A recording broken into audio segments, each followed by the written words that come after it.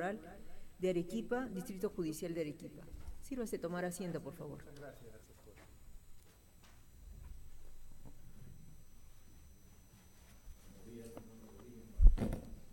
Señor presidente, estimados señores magistrados, integrantes del Pleno de la Junta Nacional de Justicia, es un placer también saludarlos a ustedes. En tal sentido, doctores, quisiera yo agradecerles la convocatoria realizada en esta oportunidad para poder comparecer frente a ustedes. Estoy a su completa disposición. Muchas gracias. Usted ha escrito dos artículos, ¿no?, en revistas jurídicas que no me parece que estén indizadas. ¿Usted sabe si están indizadas? Efectivamente, doctor, la revista Ius Humani sí está indizada. Es una revista jurídica de una universidad de renombre, en este caso de Ecuador. Bueno, en este caso no tengo a la mano el nombre de la universidad ecuatoriana, pero está indizada y también el índice de esa universidad es Latindex. En el tema de la revista Ius Humani, la otra revista, que es Juris Omnes, de la Corte Superior de Justicia de Arequipa, entiendo que la revista ya está en proceso de ser indizada, también bajo el esquema de Latindex. Bien. Respecto al artículo escrito en Ius Humani, dice límites constitucionales en la aplicación del principio de irrenunciabilidad de derechos en materia laboral. ¿De dónde deriva este principio de irrenunciabilidad de derechos laborales? Muy agradecido con la pregunta, doctor. Bueno, a través de ella, entonces, también me permito explicar un poco más sobre los antecedentes de este principio y también incidir un poco más en mi tema de tesis.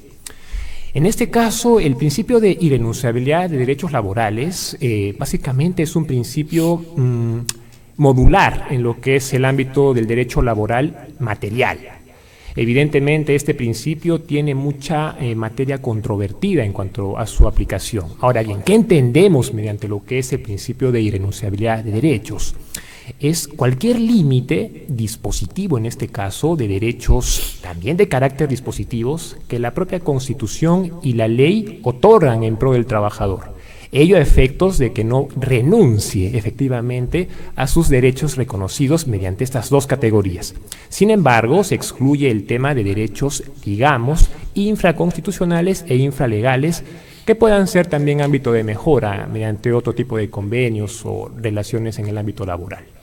Bien, precisamente yo le preguntaba porque el principio rector en materia de derechos laborales irrenunciables es precisamente la característica de los derechos humanos. Una de ellas es la irrenunciabilidad, de ahí deriva. Correcto, ¿cierto? Exacto. Bien, luego ha escrito usted el otro artículo en Juris Omnes, la aplicación del principio de transparencia en la implementación de la inteligencia artificial, ¿no? Es correcto, ¿no? doctor. El caso de la calificación de las demandas en procesos laborales.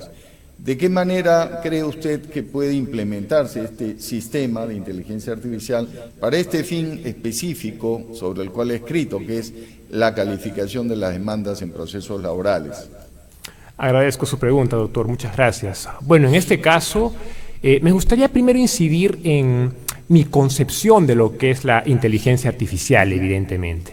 Bueno, en este caso, yo tomé conocimiento de la inteligencia artificial efectivamente llevando un módulo de un doctorado que tuve el placer de acceder este año en la Pontificia Universidad Católica Argentina. En este módulo se compartió la experiencia argentina en el uso de inteligencia artificial en ciertas etapas del proceso.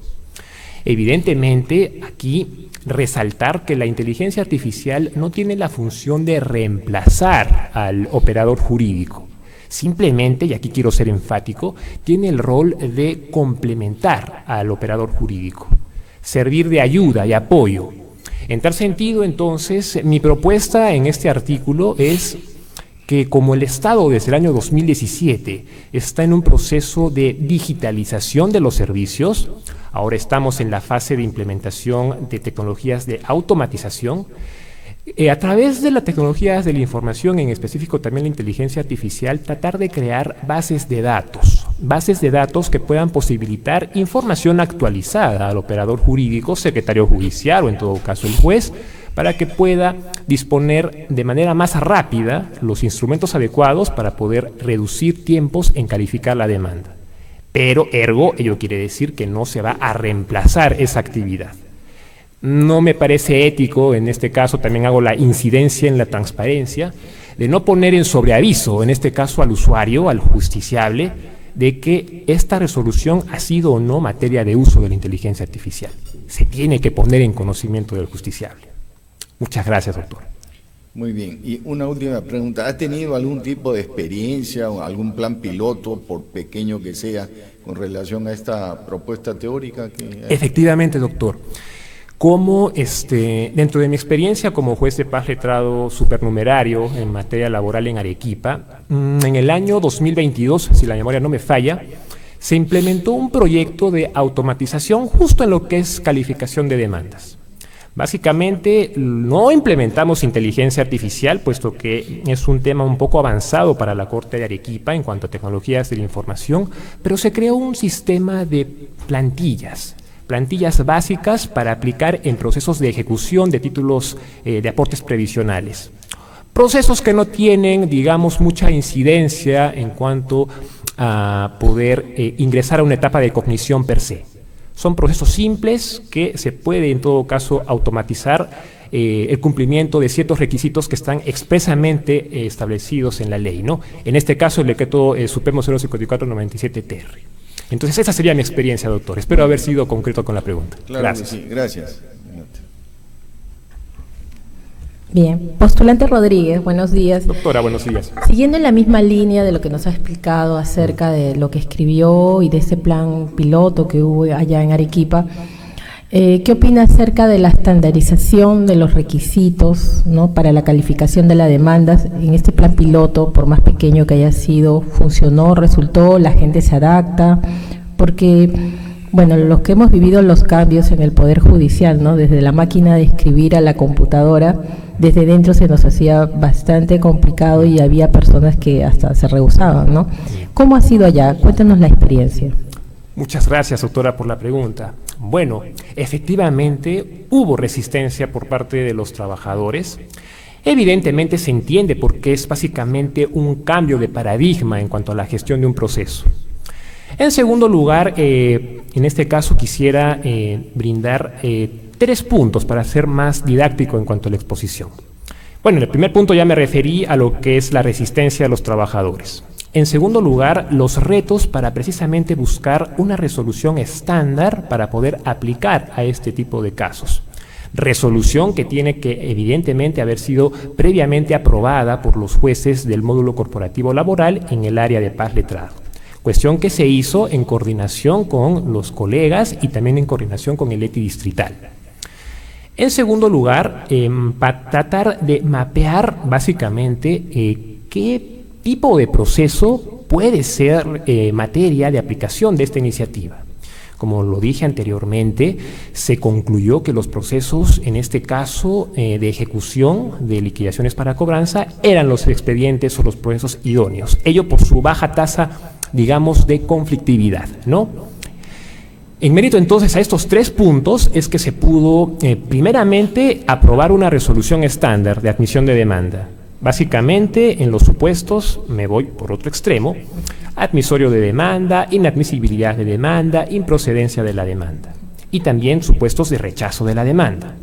Por otro lado, una vez ya aprobado el modelo, tercer punto finalmente, se dispuso a aprobar la creación de un pequeño aplicativo, un software de gestión, digamos, de plantillas, en el cual evidentemente el usuario, el secretario, tenía que ser previamente calificado para poder alimentar este software. Y evidentemente se emitía con claridad ese auto, digamos, en la categoría pertinente.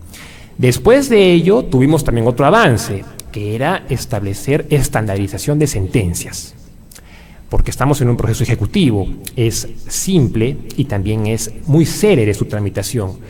Y en cuanto a la estandarización, también se creó un sistema de gestión de planillas, pero esto ahora manejado por los asistentes de despacho judicial para poder evidentemente alimentar al sistema y dentro del cumplimiento de los plazos procesales poder emitir la sentencia. Está ahora en proyecto, y con esto me gustaría finalizar, la implementación de un sistema de alertas para poder en todo caso poner en conocimiento a los magistrados y también a los operadores judiciales el vencimiento de los plazos, para en todo caso poder dar un valor agregado al servicio de la ciudadanía. Muchas gracias, doctora. Ya. De otro lado, si tuviera que la oportunidad, ¿no?, hipotéticamente, que pudiera hacer una propuesta legislativa por un vacío legal de un tema que sea recurrente, ¿no?, y que sea detectado en los casos que tiene su conocimiento, ¿cuál sería? Si es que lo ha detectado, obviamente, ¿no? Claro.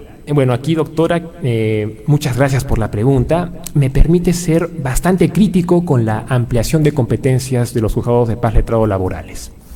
Como ya también anteriores postulantes lo habían indicado, con la aprobación de la Ley 32.155 se han ampliado las competencias en los juzgados de paz letrados.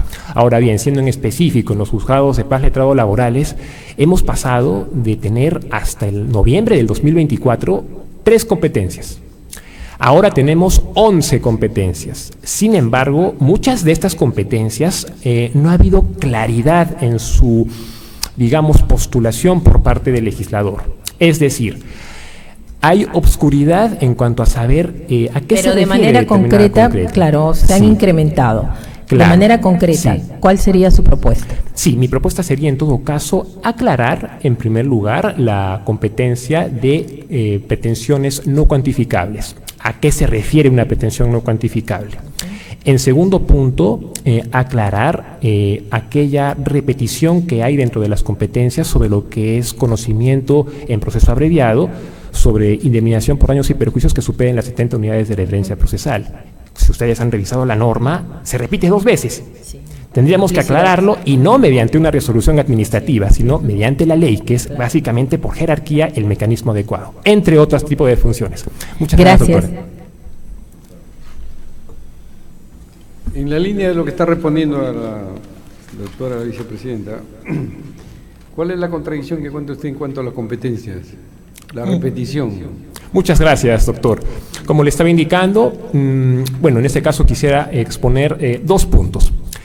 Primer punto, la contradicción por repetición, digamos, sobre la competencia, reitero, de conocer en procesos abreviados, procesos de indemnización por daños y perjuicios que no superen las 70 URPs.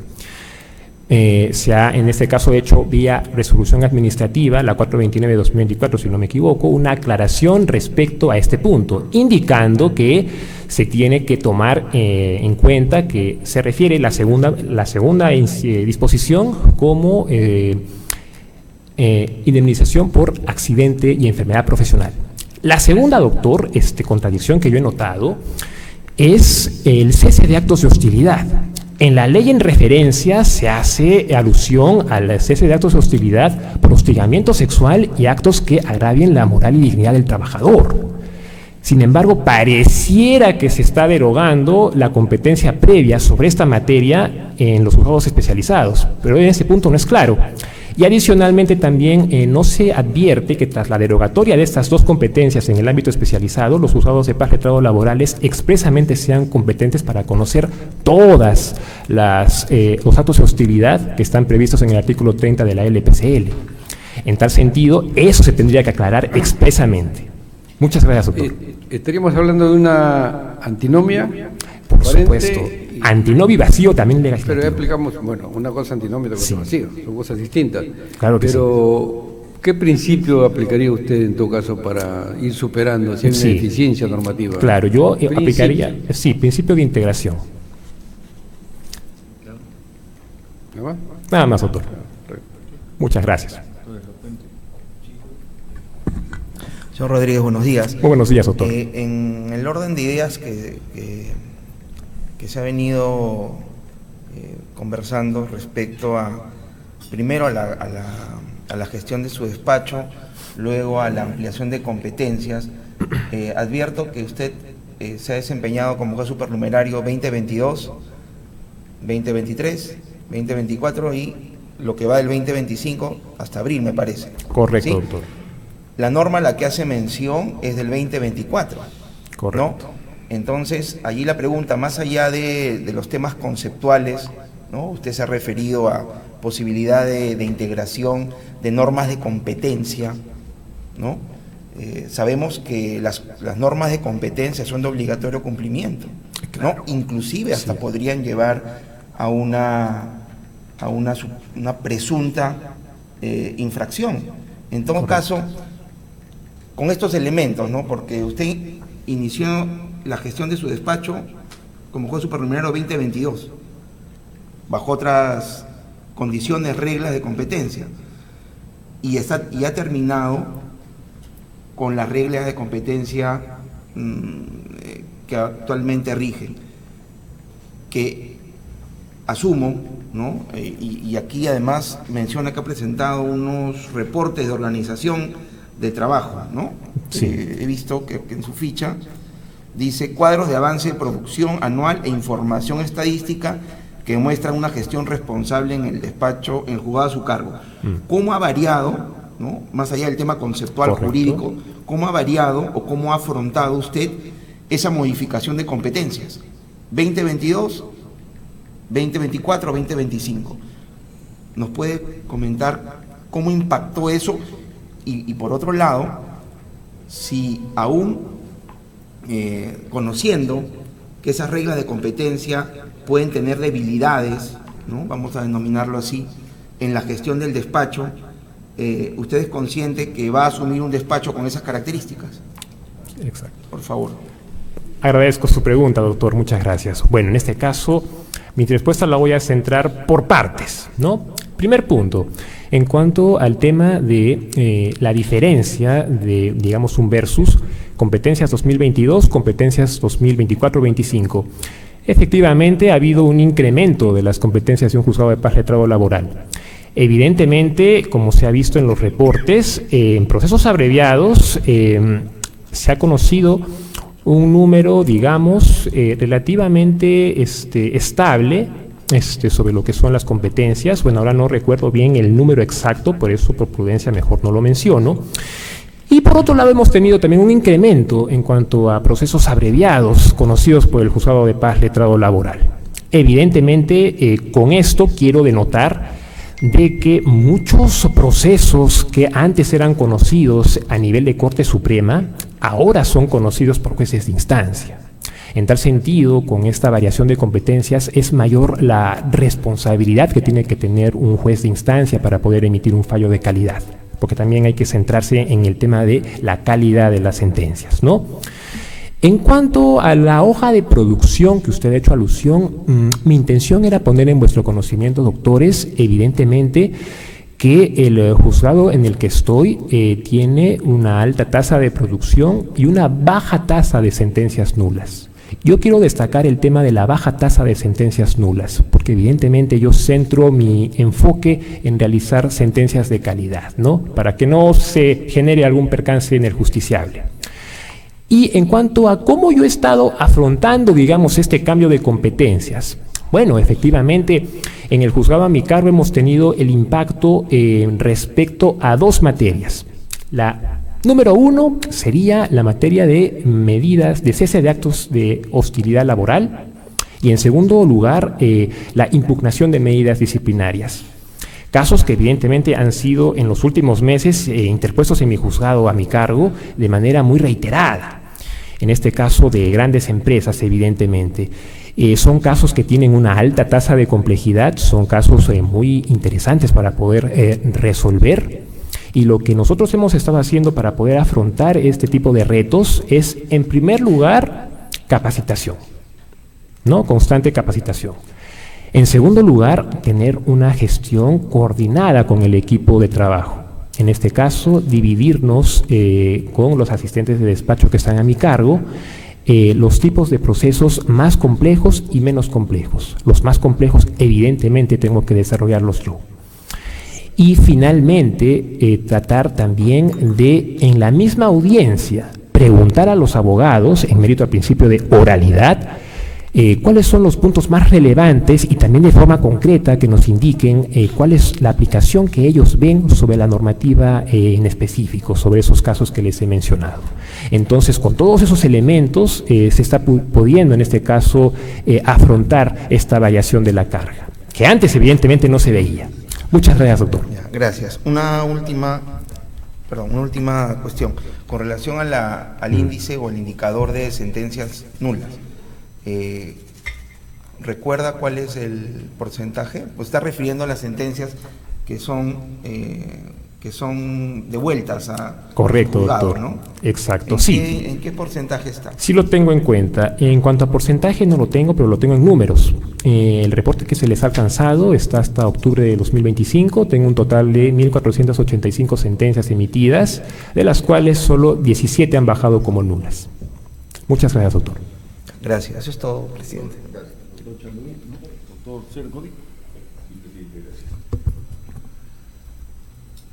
Doctor Rodríguez, un tema importante para la evaluación de esta entrevista es su conocimiento de la realidad nacional. Ya vimos su conocimiento del derecho, que es amplio. ¿Conoce usted cuál es en este momento aproximadamente el porcentaje de informalidad laboral?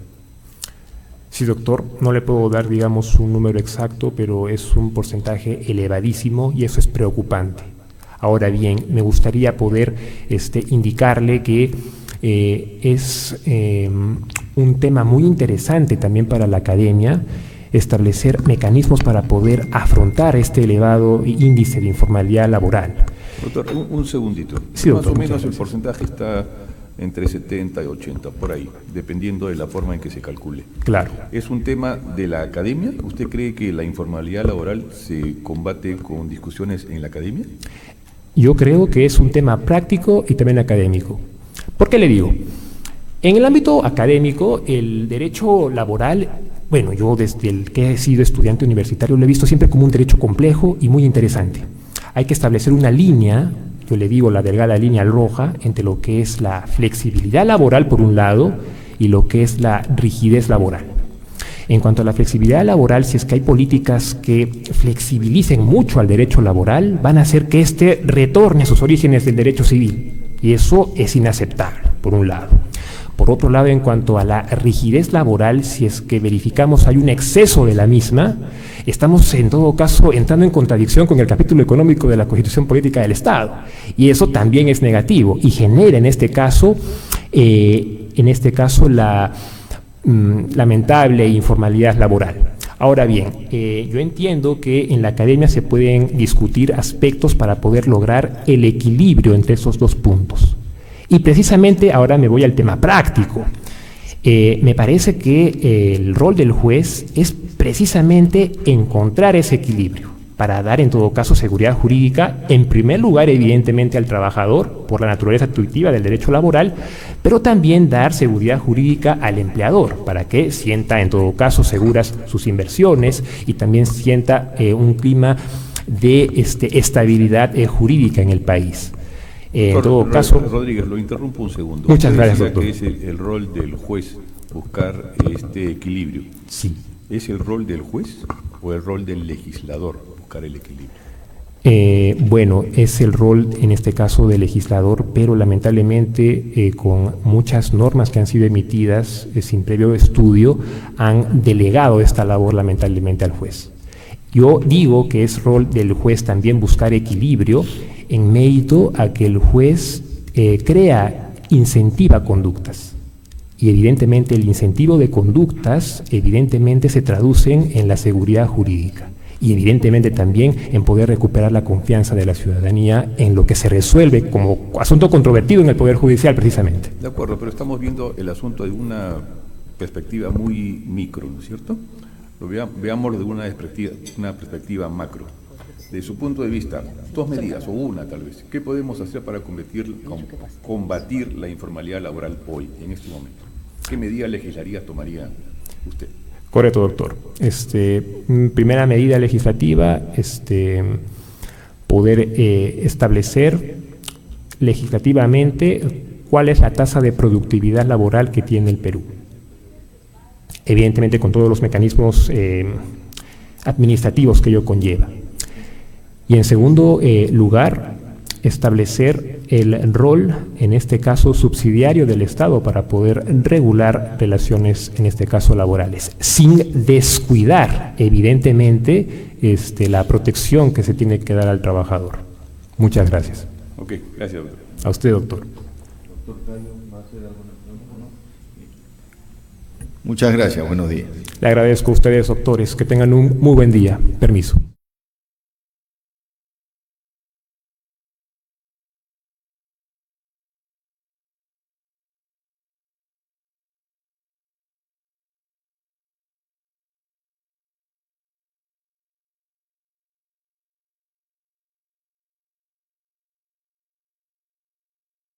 Todos miembros Buenos días. integrantes. Usted tiene el grado de maestro en Derecho Constitucional, ¿cierto? Sí, doctor.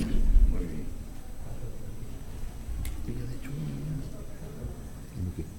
bien. Y, sin embargo, se desempeña en la especialidad laboral. Sí, doctor. Sí, de una vez, si son para cada plaza. Al respecto, ¿podría hacer alguna precisión? Sí, si bien es cierto, yo tengo el grado de maestro en Derecho Constitucional, que lo estudié en la Universidad